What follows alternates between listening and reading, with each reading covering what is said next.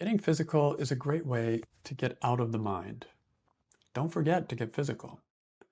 If you're like me, your interest in meditation and the work and self-discovery is motivated in part by a desire to slow down the mind and to get more in touch with who you are inside.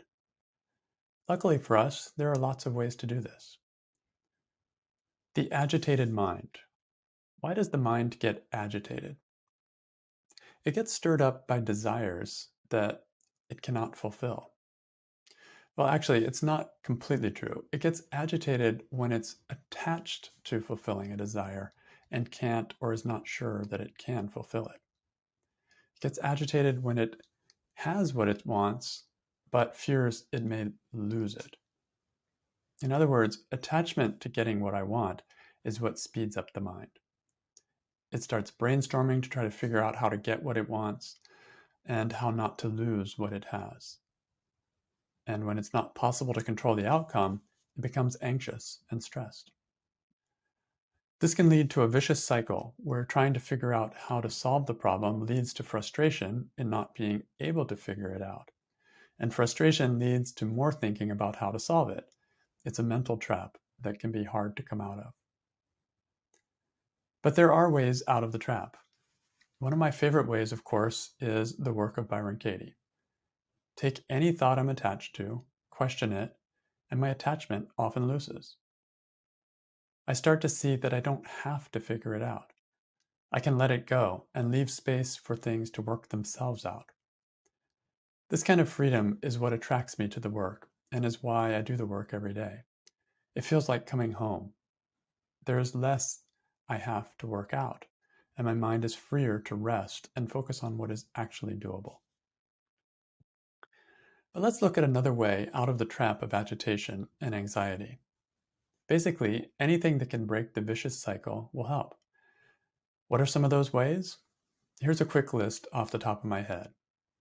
Exercise, sports, yoga, social gatherings, friendships, reading, and of any kind, meditation, massage, creativity and art, learning, sleep. Let's look at exercise, physical exercise. Like any of the items on the list above, exercise can break the cycle of thinking and trying to figure out how to solve a problem. It requires that your attention be brought to something physical, moving the body, watching a ball, interacting with teammates, or feeling a stretch. This shift of awareness from the mental, where the mind is stuck trying to figure out a difficult or even impossible problem, to the physical, pulls the mind out of this trap.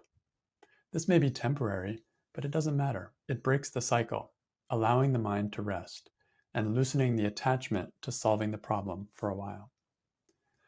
In addition, many physical exercises bring balance to the physical system, making you feel better so that solving the mental problem becomes less of an issue. When I'm feeling good, I'm less attached to getting other things that I want. I've been stretching twice a day. My chiropractor gave me some stretches to do twice a day for about 20 minutes, and I've been doing them regularly for a couple of months now. The difference is like night and day. I start my day with the stretches, nice, really slow stretches, and I do them again just before I go to bed. This simple way of getting out of my mind just before bed is allowing me to fall asleep right away every night. All the problem solving and agitation is loosened by doing these stretches. I love yoga for the same reason, and in fact, many of these stretches are yoga postures. It's like a buffer, slowing me down, balancing my body, and allowing me to transition into sleep and rest. Each way has its merits.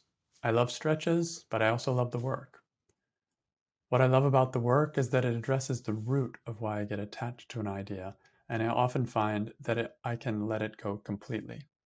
This shifts things in a major way because it often means that I become immune to that kind of stress in the future.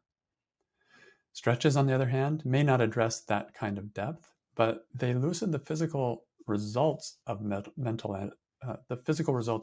agitation, And they address stresses that come from purely physical causes as well, such as bad posture, overworking muscles, etc. It feels like a 1-2 punch when I use the work and stretching together in my life. How about you? How do you break the cycle? In addition to the work, what other things do you use to get out of your mind and back into your direct experience? If you want to learn or practice the work more regularly, join me for the Work 101, my in-depth online course for going deeply into self-inquiry.